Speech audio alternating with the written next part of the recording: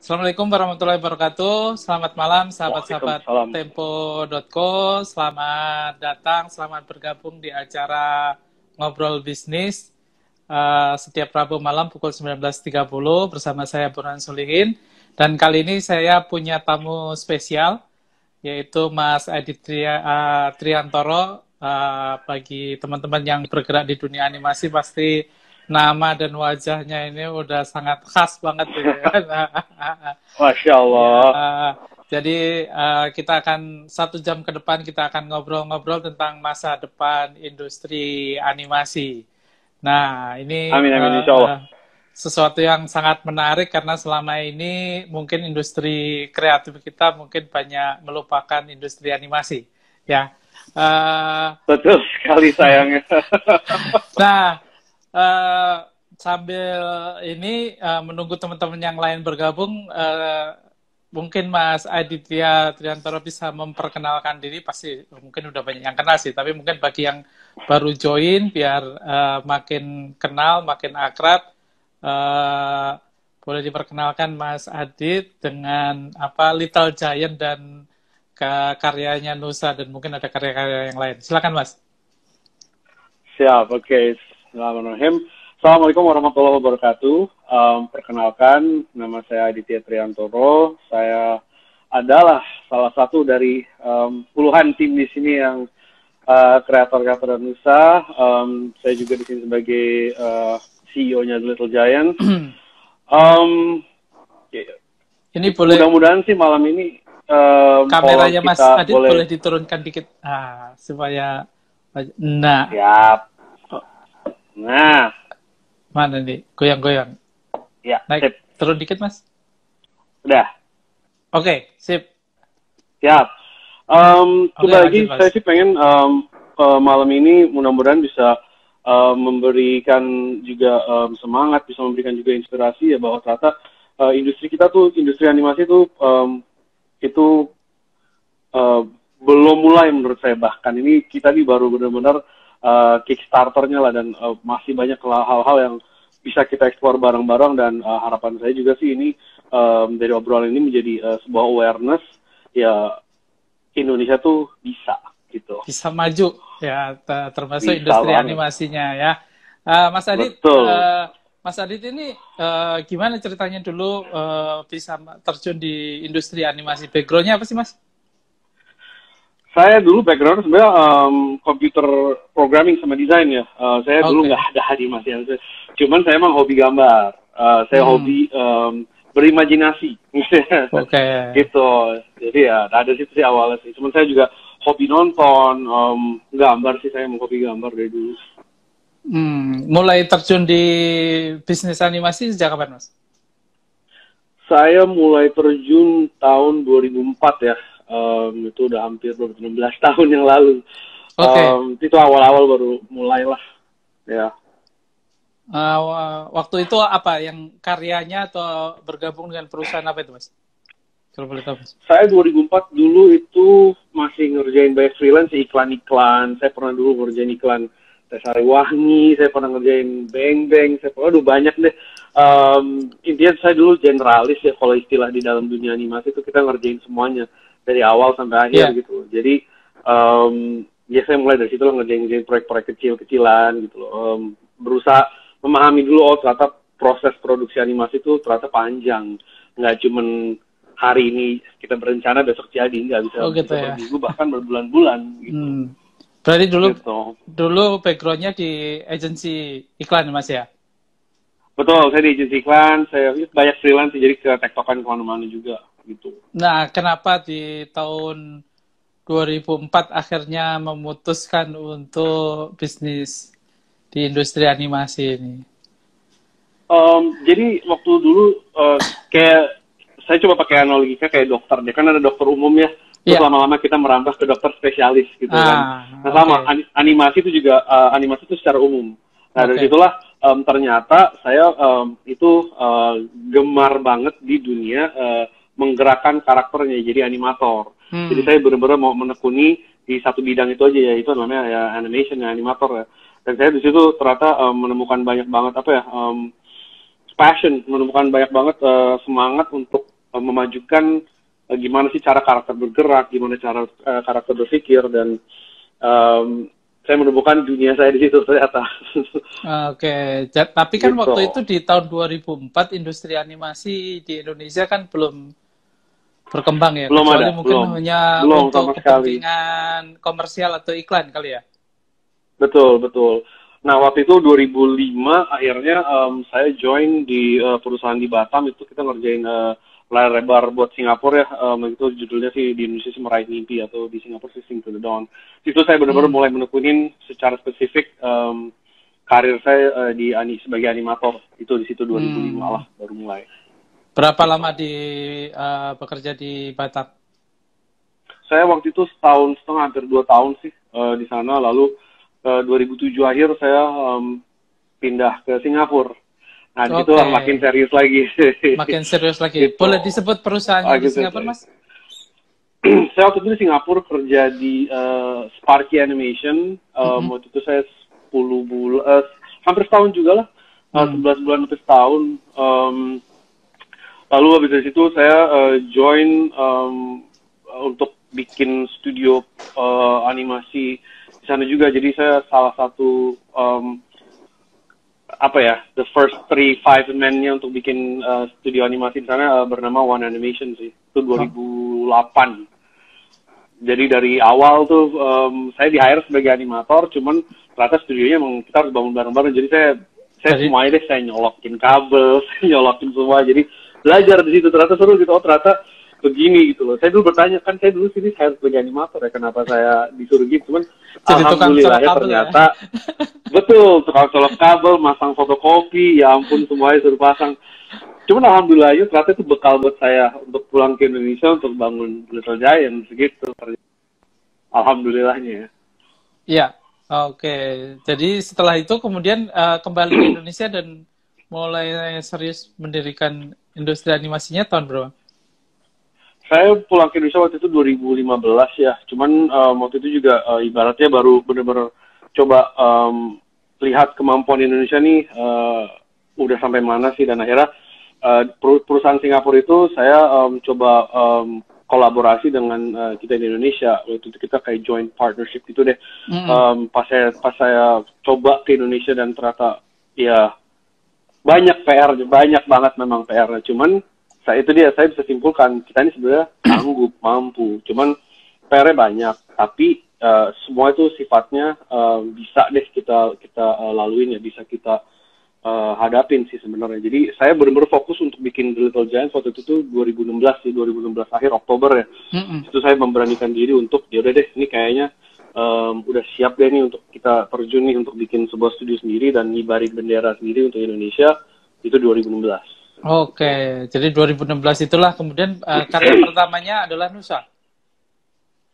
Kalau karya pertama kita secara perusahaan memang Nusa, tapi kalau waktu itu kan waktu awal-awal kita ngerjain project-project dari luar negeri ya, project-project services ya.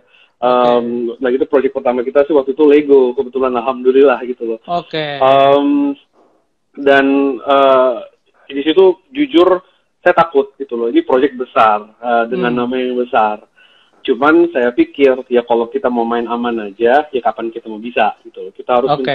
Saya harus challenge tim saya juga, dari bukan masalah animasi aja, dari sisi komunikasi, karena kita langsung kliennya dari luar negeri semua. Jadi itu benar-benar sebuah overhaul lah, benar-benar kita dalam tanda kutip mungkin memaksakan, cuman emang harus digituin kali ya. Emang kita harus benar-benar menghadapi suatu masalah yang besar untuk kita tahu kita sanggup atau enggak. Jadi waktu kita ngerjain Lego itu jujur mereka lagi itu pernah cerita sama kita, mereka sebelum kerja sama kita, mereka tuh kerja sama negara Cina gitu. Dan mereka lagi itu timnya 150 orang. Dan mereka telat, katanya sering telat, sering revisi, komunikasi yang nggak lancar. Saya nggak mungkin punya tim 150 orang, nggak mungkin. 150 orang itu banyak banget. Dan waktu itu tim Little Giants awalnya itu cuman 25 orang maksimal. Dan ternyata dengan 25 orang aja kita sanggup gitu loh. Jadi Cina yang 150, Indonesia yang 25. Dan kita sanggup, dan kita nggak pernah telat. Dan director semua suka. Disitulah menjadi Oke. pembuktian buat kita. Kita sanggup, kita bisa.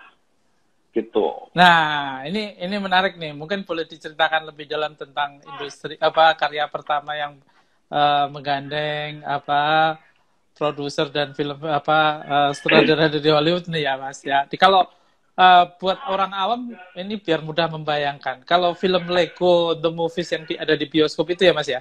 Itu yang dikerjakan oleh apa The Little Giant atau Mas Adit ini kira-kira berapa persen? Dan untuk itu butuh berapa waktu lama? Waktu itu kita bukan ngerjain filmnya, kita ngerjain yang seriesnya. Seriesnya lagi itu yang kebetulan betul seriesnya yang ada di Disney XD dan kawan-kawan ya. Kita ngerjain lagi itu yang Star Wars-nya, Lego Star Wars sih waktu itu kita ngerjain. Dan kita lagi itu ngerjain satu season, 1 tahun itu 13 episode ya. Di mana satu episode itu 13 episode ya? Full ya? Betul. Nah, jadi itu buat kita tuh, ya buat saya pribadi sih, benar-benar awalnya jujur saya ngerasa nggak sanggup. Kita ini belum siap untuk proyek hari ini. Cuman kembali lagi, saya latih lah anak-anak saya training mereka habis-habisan gitu. Ilmu yang pengalaman yang saya ambil ini selama di Singapura, saya coba terapkan cara kerja yang efisien ya, ke anak-anak tuh kayak gimana. Ini bukan masalah kita nggak bisa atau peralatannya nggak ada. Ini masalah kita gitu. Okay. Cara kerja kita harus benar-benar efisien untuk ngikutin kualitas di sana. Nah itu gimana saya ajarin tuh, gimana cara megang mouse, gimana cara benar-benar menganimasi tuh sesuai dengan kapasitas kita masing-masing. Dalam arti ya, kalau kita kerja di sini 7-9 jam, 7-9 jam Indonesia sama luar negeri itu kita harus ratakan gitu. Okay. Itu banyak sih metodenya gitu. Cuman alhamdulillah sih bisa. Nah, ini dari apa sahabat-sahabat Tempo yang ada di komentar ini bertanya, Mas. Untuk di proyek pertama itu siapa animatornya, Mas? Banyak waktu itu kita dan rata-rata waktu itu sebagian besar tuh lulusan-lulusan SMK juga ada, lulusan-lulusan D3 ada. Juga rekan-rekan yang saya udah pernah join dari studio sebelumnya tuh ada. Jadi kalau dibilang sih sebagian besar tuh masih junior ya, masih awal-awal semua. Terbayang kan masih junior aja. Junior itu ukurannya dia kira-kira punya pengalaman berapa tahun? Di bawah 2 tahun lah. Oh, di bawah 2 tahun. Di bawah 2 tahun. Iya. Nah, dengan tim junior aja ternyata kita mampu ngerjain Lego itu sebuah statement dong. Ternyata anak-anak tuh kalau dilatih kita tuh ya itu lagi kita tuh bisa gitu. Memang hanya butuh waktu sih. Cuman it's possible banget. Oke, ya itu. Jadi sebenarnya mungkin selama ini teman-teman di Indonesia, terutama yang bergerak di industri animasi ini belum sadar tentang seluruh potensinya yang ada di teman-teman yang lain di Indonesia ya, Mas ya, kan gitu. Iya, betul. Belum ini kembali lagi. Mungkin kita masih masih menjadi penikmat lah ya, belum jadi benar-benar pembuat gitu. Pembuat, betul. Iya, nah, ini mungkin memang udah waktunya untuk ya saya juga punya peran untuk ibaratnya mengajarkan ke masyarakat industri ini gitu loh, secara kasat luar gimana, secara dalamnya kayak gimana. Jadi orang punya gambaran yang lebih serius, orang juga punya gambaran yang lebih real ya. Ternyata industri animasi itu sebenarnya menghidupkan banget gitu loh, punya eksistensi yang cukup panjang. Cuman memang butuh banget sih exposure nih ternyata animasi itu begini, karena animasi kan masih hanya sebatas kan ke kartun gitu macam. Ternyata enggak, lebih jauh, lebih dalam. Pasti lebih rumit dan prosesnya panjang kan gitu ya, Mas ya. Betul. Nah, terus kemudian sampai melahirkan Nusa sendiri gimana ceritanya? Nah, atau ada proyek lain setelah Lego? Mungkin proyek-proyek internasional lain yang setelah Lego ada lagi? Ya. Banyak sih, Mas Bran. Waktu itu kita karena ngerjain servis, jadi setiap tahun tuh mungkin ada 1-2 proyek. Waktu itu dari Lego juga kita ngerjain Rabbit Invasion. Terus kita ngerjain project-project dari Korea juga. Terus kita ngerjain project dari Cina juga. Banyak sih, Mas Burhan. Waktu itu kita sebelum ngerjain Nusa, kita ngerjain film dari Cina namanya Nesia. Kita kebagian waktu itu 5 menit. Itu film paling sukses di Cina, alhamdulillahnya gitu loh. Oke. Tahun berapa itu, Mas? tahun 2018 kemarin. Oke. Jadi benar-benar waktu itu sebelum Nusa mulai, kita waktu itu ngerjain 5 menitnya lah dari Indonesia ya.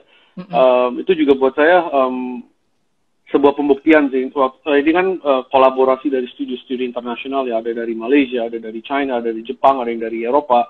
Alhamdulillah Little Giants punya kesempatan untuk wakilin Indonesia lah, kita kebagian 5 menitnya gitu. Cuman ya kembali lagi, ternyata di situ kita buktikan, kita sanggup gitu loh. Dan pas nonton filmnya ya kelihatan nyatu aja semuanya, blending gitu loh. Nggak ada yang ngerasa kayak, oh kok ini blending semuanya gitu loh. Ya itu sih project terakhir series kita yang, itu film ya, layar lebar kita yang sebelum Nusa tuh itu semua. Jadi banyak waktu kita juga ngerjain Moomin dari Finland. Jadi ya cukup banyak sih Mas, alhamdulillah lah. Cuman makanya dari pengalaman itulah yang akhirnya kita memutuskan, ini kan kita nih udah sering udah sering ngerjain project luar. Betul. Kenapa nggak kita mulai untuk project negeri sendiri gitu. Alhamdulillah akhirnya Nusa. Gitu. Nah ya itu kenapa muncul Nusa itu, berarti Nusa kan munculnya tahun 2019 ya atau 2018 akhir ya? 2018 akhir, betul 2018 akhir. Nah kalau ditanya kenapa muncul Nusa, itu kembali lagi saya lihat sendiri gitu, ternyata orang ataupun kita nih sebagai pelaku-pelaku animasi ini belum ada yang coba capture market besar di Indonesia, which is Muslim, ya kan? Gimana cara capture anak-anak Muslim dan konten apa yang harus kita sajikan ke mereka. Dan kita kan udah melakukan banyak riset juga ya dari proyek-proyek kita sebelumnya. Dan saya juga riset melalui adalah lembaga-lembaga riset, ya ternyata ini udah menjadi bukan lagi permintaan, cuma udah menjadi kayak kebutuhan ternyata di Indonesia tuh. Untuk ibu-ibu, untuk emak-emak ternyata konten untuk anak-anak yang positif gitu. Edukasi positif ya. Terhadap, betul. Nah di situ kita lihat ya udah gimana nih, gimana cara mulainya. Dan kalau kita lihat kan Nusa kan durasinya pendek ya, cuma 3-5 menit gitu loh. Itu juga menjadi sebuah statement kita, berarti ya dalam arti gimana caranya kita nih berkarya sesuatu yang sifatnya nggak usah panjang-panjang bertele-tele, cukup sajikan dalam batas 3-5 menit, cuman audience tuh ngerasa full, lengkap gitu loh, at least gitu loh. Nah itu menjadi challenge kita awal-awal sih, dan makanya kembali lagi ke nama Nusa, ya jawaban saya paling simpel sih, yaitu rakyat kita, masyarakat kita di dunia adalah dominan Muslim ya, dan belum ada yang bermain di sana juga secara serius gitu. Akhirnya ya udah saya coba gitu, dan kami semua coba di sini di Giants ya, dan alhamdulillah saya bisa diterima masyarakat. Nah, ini gitu. Mungkin buat teman-teman yang ingin terjun lebih dalam di industri animasi ini kan sering bertanya-tanya, kesuksesan sebuah film itu kan tidak serta-merta atau tidak cuma karena gambarnya bagus, ceritanya menarik, tapi sebelum itu kan dilandasi sebuah riset yang mendalam dan segala macam kan. Nah, barangkali mungkin bisa ceritakan Mas Adit proses risetnya sebelum melahirkan Nusa. Nah, saya sendiri juga bertanya kenapa misalnya waktu itu tentu masyarakat Indonesia sudah sangat terpapar oleh produk animasi dari negeri jiran lah ya, Ipin dan Upin misalnya kan gitu. Nah, kenapa juga tidak membuat misalnya semacam dalam tanda kutip kompetitor dan segala macam. Terus kemudian kenapa risetnya memilih satu segmen yang lain, yaitu segmen yang ini, Nusa, ya seperti itu Mas. Kalau jadi gini, memang riset kita begitu cukup banyak ya, dalam arti kita diskusi juga sama komunitas, sama masyarakat, sama kita lihat sesimpel ini deh gitu risetnya. Kita duduk di restoran, ya kan, kita ngobrol dan kita lihat meja sebelah ada ibu-ibu datang sama anaknya 2. Ibu-ibunya datang ke meja langsung nyajikan iPad ataupun tablet buat anak-anaknya. Nah, pertanyaan pertama, ketika ibu itu buka iPad untuk anak-anaknya ataupun tablet buat anak atau handphone buat anak-anaknya, apa yang dikasih? Itu riset paling simpel di situ. Nah, kan? Jadi dari riset itulah kita akhirnya bilang, bisa nggak kita masuk ke dalam apa yang disajikan oleh ibu itu? Gimana caranya? Konten apa yang sehingga ibu-ibu percaya ini saya kasih ke anak saya, ini bagus, ini aman gitu. Ini jauh dari konten-konten yang sifatnya di luar umur mereka gitu loh. Akhirnya itu simple riset yang kita lakuin sih. Dari situ akhirnya kita benar-benar riset lebih dalam, seperti kayak zaman sekarang kan anak-anak kan punya fokus span itu pendek. Nggak bisa mereka tuh nonton lebih dari 3 menit. Pasti udah bosen, ganti gitu kan. Angka 3 menit ini dari riset Mas ya? Dari riset, itu kita lakukan sebuah riset. Risetnya banyak sih sebenarnya, melalui media streaming, melalui TV. Kita lihat ternyata anak-anak tuh kalau nonton sesuatu lewat 3 menit, kalau emang kontennya nggak menarik, pasti udah bosen. Di 2 menit tuh udah gelisah. Jadi di 2 menit tuh udah, aduh apa sih gitu. Ini riset, dan riset ini kan penting buat kita ya. Iya. Daripada kita bikin konten animasi 20 menit, 30 menit, ternyata mereka cuma nonton 3 menit, ya akhirnya kan sayang duitnya, waste of money banget, ya sia-sia gitu.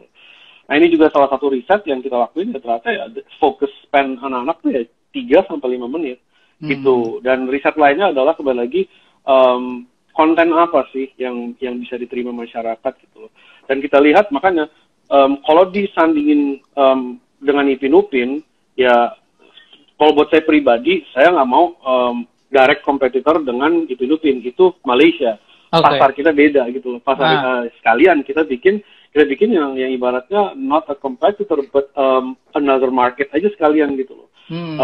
Soalnya secara cultural beda cara mereka menyampaikan sebuah pesan, beda di Indonesia beda. Di Indonesia kan masih sangat dekat dengan sinetron, FTV, drama ya kan. Indonesia tuh suka drama gitu loh. Suka drama. Nah, udah makanya kita betul. Makanya kita Nusa ceritanya kita banyakin juga dramanya. Drama apa? Drama keluarga gitu loh. Apa yang terjadi dalam keseharian anak-anak, orang tua, nah kita wujudin dalam bentuk Nusa gitu. Nah, mungkin boleh diceritakan untuk menghasilkan satu episode Nusa 3-5 menit ini butuh proses berapa lama ya, dari ide bikin ceritanya sampai ngerjainnya, dan butuh berapa orang animator itu Mas? 3 menitnya Nusa itu 4 bulan. Satu episodenya itu 4 bulan.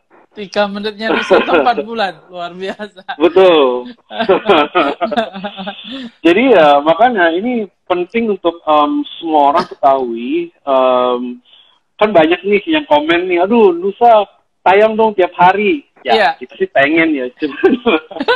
Prosesnya itu panjang banget. Soalnya kan kita ada proses premis ya, tema cerita. Dari cerita terus kita akhirnya ubah menjadi skripsi akhirnya menjadi skenario, dan proses voice casting sampai final editing itu 3 bulan, 4 bulan lah. 4 bulan gitu. Butuh berapa orang untuk mengerjakan itu Mas? 30-an sih itu paling optimal ya, 30-an tuh untuk satu episode ya. Gitu ya, luar biasa ya. 3 menit, butuh 30 orang, butuh waktu 4 bulan. Betul. Ini kayaknya lebih sulit dibandingkan itu tadi ya, film Lego. Lego itu 13 episode itu 1 tahun 25 orang. Betul. Karena Lego kan ceritanya udah dari sana semua. Ya kan, karakternya udah dibangun dari sana semua. Jadi kita tinggal nerusin projectnya. Kalau Nusa kan kita bikin dunia barunya Nusa gitu loh. Yang tadinya nggak ada, jadi ada. Kan istilahnya kun saya kun. Gimana caranya bikin semua ada semuanya. Gitu. Nah, ini masuk sedikit ke ranah bisnisnya. Ini kalau ketika merancang Nusa, ini revenue stream-nya dirancang datang dari mana ya? Kalau tadi misalnya dari awal kan memang pengennya bikin 3 menitan, terus kemudian ditaruhnya di platform yang free lah ya, seperti kayak YouTube atau mungkin cuplikannya ada di Instagram dan segala macam kayak gitu. Apakah cukup dengan hanya iklan AdSense itu cukup mendatangkan revenue? Gimana Mas? Oke, pertama yang saya pengen banget bilang ke masyarakat juga, animasi itu mahalnya minta ampun. Investasinya tuh nggak main-main, karena dari peralatan, dari software, dari human resource. Bayangin, satu episode-nya Nusa itu 4 bulan, berarti kan kita harus nge-cover operational cost selama 4 bulan untuk ngasilin satu episode. Itu kan berarti kan secara cost memang animasi itu mahal. Makanya saya juga di sini punya peran untuk mengedukasi masyarakat, pemerintah, dan semua instansi itu, animasi itu bukan barang murah, cuman memang hasilnya tuh nggak bisa bohong ya. Kita sekarang bandingin dengan Amerika. Frozen aja, biaya untuk bikin Frozen yang 2 jam itu $280 juta. Itu hampir 4 triliun. 4 triliun. Bikin jadi, film bioskop itu. Bikin film bioskop animasi 4 triliun, bayangin. Mungkin Indonesia untuk berinvestasi. Itu kembali lagi sebagai pembanding, itu Amerika aja standarisasinya budgetnya tuh luar biasa. Betul. Dan sedangkan di sini di Indonesia sangat disayangkan animasi tuh dianggap murah, dianggap tuh kayak murahan bahkan, ataupun udahlah animasi kan tinggal klik render gitu lah, ataupun kasih aja ini. Enggak, animasi tuh mahal. Bukan masalah mahal costnya tuh ya secara real memang mahal. Kita bayar manpower juga mahal, kita bayar software mahal, komputernya nggak main-main gitu kan. Jadi ini yang pengen saya juga punya peran untuk ngasih tahu ke orang-orang, ya bukan masalah mahalnya doang, tapi kalau misalkan emang udah mulai diapresiasi, dihargain, namanya sesuatu tuh yang dikerjakan dengan baik dan sungguh-sungguh, hasilnya pasti nggak akan bohong. Itu animasi, karena kan di dunia seni ya, visual art ya. Visual art itu nggak bisa bohong lah. Sesuatu yang dikerjakan dengan baik-baik, hasilnya pasti baik. Sesuatu yang dikerjakan dengan buru-buru dan murah, pasti nggak baik. Kayak Frozen kembali lagi sebagai study case. Ya memang nggak bisa dijadikan apple to apple, cuman dengan 4 triliun ya gajinya mereka dengan rate kurs dolar, cuman kan satu filmnya Frozen aja bisa 5 tahun ngerjainnya. 5 tahun loh, 2 jam doang 5 tahun. 5 tahun. Tapi kan hasil nggak bohong, ya kan hasilnya nggak bohong kan, itu Frozen gitu loh kan, dan worldwide success gitu loh. Jadi saya perlu juga kasih tahu ke masyarakat ya, memang animasi itu mahal, tapi at the same time ini industri yang sangat menjanjikan sebenarnya. Karena di Amerika industri animasi itu udah sangat-sangat menjadi pemasukan secara negara ya, kas negara juga gitu loh. Lalu untuk ngomong balik lagi tadi tentang Nusa, business revenue stream-nya dari YouTube AdSense sangat nggak cukup, karena kalau kembali lagi kita satu episode 4 bulan ya kan. Jadi kalau ngomongin bisnis nggak masuk memang. YouTube tuh hanya platform yang kita gunakan untuk tadinya itu adalah studi tes. Tes dulu, kita lihat dengan kita kasih konten ini ke masyarakat seperti ini formatnya, diterima nggak gitu loh. Jadi awalnya memang kita pilih YouTube tuh untuk benar-benar tes. Soalnya YouTube kan enak ya, ada data analytics, kita bisa langsung ambil datanya tuh segala macam. Nah memang YouTube tuh sebagai tes, dan dibilang revenue streamnya dari AdSense sangat nggak cukup. Nah lalu akhirnya kita ya namanya juga kita sebagai pengusaha ya, kita harus banting setir, kita harus benar-benar mikirin gimana nih kita menghasilkan revenue stream. Akhirnya alhamdulillah sih banyak ya rekan-rekan dari klien-klien yang mau kerjasama sama brand kita gitu lah. Akhirnya ya kita juga mengajarkan ke mereka kalau mau kolaborasi dengan Nusa ya kita marketingnya telling your brand, menceritakan brand kalian melalui story gitu loh, bukan cuma jualan gitu aja. Jadi ini menarik sih, akhirnya banyak tuh akhirnya berdatangan gitu, ada Bukalapak, ada Lifebuoy dan kawan-kawan. Jadi alhamdulillah di situ itu menjadi salah satu alternate kita untuk generate revenue, dan juga kita pikirkan alhamdulillah ini fanbase Nusa juga udah makin growing dan makin besar. Akhirnya kita dirikan juga merchandise store. Nah merchandise juga kita nggak mau sembarang jual baju atau sembarang, ya kita benar-benar coba mikirin manfaat gitu, gimana cara kita bikin sesuatu yang punya nilai, nggak cuman baju, nggak cuman merchandise, cuma kita lagi mikirin nih ke depannya, ini gimana caranya ke depannya tuh ketika orang beli merchandise dari kita tuh juga merasa berjuang bareng gitu loh, worth it gitu loh. Ini talinya Nusa nih, ini jadi worth it gitu, betul banget Mas Burhan. Jadi ya itu sih kita pikirin semuanya. Cuman bisnis ini memang belum ada blueprintnya. Jadi kita lagi bener-bener lagi melihat blueprintnya seperti apa sih? Apakah harus ke TV, apakah harus ke media video on demand segala macam. Nah ini semua lagi kita petakan. Cuman alhamdulillah sih sejauh ini sih ya dengan kerjasama banyak dengan brand, kolaborasi dengan Nusa itu cukup lumayan membantu. Cuman apakah sangat membantu belum juga, karena cost kita besar banget ya di animasi. Tapi sekarang kan sudah muncul di televisi ya? Kemarin alhamdulillah kita waktu lebaran kerjasama sama Trans TV ya, selama lebaran kemarin dan 3 bulan ke depan. Cuman ya insya Allah ke depan bisa kerjasama lagi gitu sama mereka gitu. Apakah kita juga kan lagi bikin film Nusa nih. Oke, nah ini menarik nih. Padahal tadi mau menggali yang lain. Oke, boleh diceritakan film Nusa, nih project spesial nih. Ini film layar bioskop kan? Layar bioskop betul Mas Bram.